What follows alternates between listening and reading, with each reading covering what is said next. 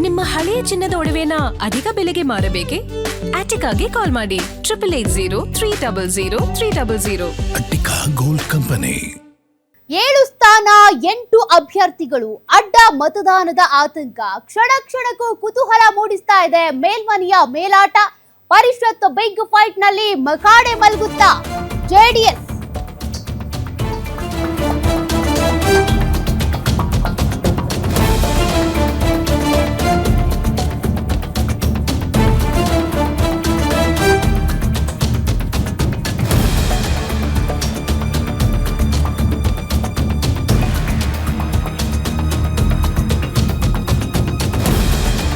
JDS ವರಿಷ್ಠರಿಗೆ big shock ಕೊಟ್ರ ಜಿಟಿ ದೇವೇಗೌಡ.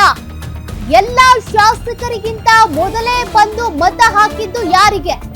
ಮತ ಚಲಾವಣೆ ಬಳಿಕ ಯಾರ ಕೈಗೂ ಸಿಗದ ಜಿಟಿ ದೇವೇಗೌಡ. ಕಾಂಗ್ರೆಸ್ಗೆ ವೋಟ್ ಹಾಕಿ ಅಸಮಾಧಾನ ಹೊರಹಾಕಿದ್ರ ಜಿಟಿಡಿ. ಪರಿಷತ್ ಚುನಾವಣೆಯ 7 ಸ್ಥಾನಗಳಲ್ಲಿ ಗೆಲ್ಲೋದು ಯಾರು ಹಾಗಾದ್ರೆ?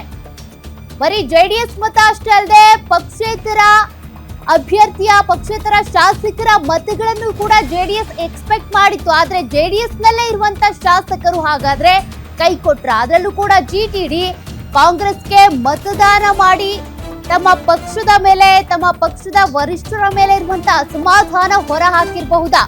ಜಿಟಿಡಿ ಹನೂರು ಶಾಸಕ ಮಂಜುನಾಥ್ ಇಬ್ರು ಕೂಡ ಸಪರೇಟ್ ಆಗಿ ಬಂದು ವೋಟ್ ಮಾಡಿ ಹೋಗಿದ್ದಾರೆ. ಜೆಡಿಎಸ್ ನ 17 ಶಾಸಕರು ಒಂದೇ ಬಸ್ ನಲ್ಲಿ ಬಂದಿದ್ರೆ ಅವ್ರಿಗಿಂತ ಮೊದಲೇ ಜಿಟಿಡಿ ಬಂದು ವೋಟ್ ಮಾಡಿ ಹೋಗಿದ್ದಾರೆ. ಹಾಗಾದ್ರೆ ಅವರ ಮತದಾನ ಯಾರಿಗೆ ಆಗಿರೋದು? ಸಿಕ್ಕಾಪಟ್ಟೆ ಕುತೂಹಲ ಕೆರಳಿಸ್ತಾ ಇದೆ. ಜಿಟಿಡಿ ಮತದಾನ ಮಾಡಿ ಹೋಗಿರುವಂತ ಫೋಟೋ ನೀವು ಗಮನಿಸ್ತಾ ಇದ್ದೀರಿ. ಹಾಗಾದ್ರೆ ಅವರು ಮತ ಹಾಕಿದ್ದು ತಮ್ಮ ಪಕ್ಷದವರಿಗೇನಾ ಅಥವಾ ಬೇರೆ ಅಂದ್ರೆ ಕಾಂಗ್ರೆಸ್ನ ಅಭ್ಯರ್ಥಿಗೆ ವೋಟ್ ಮಾಡಿದ್ರ?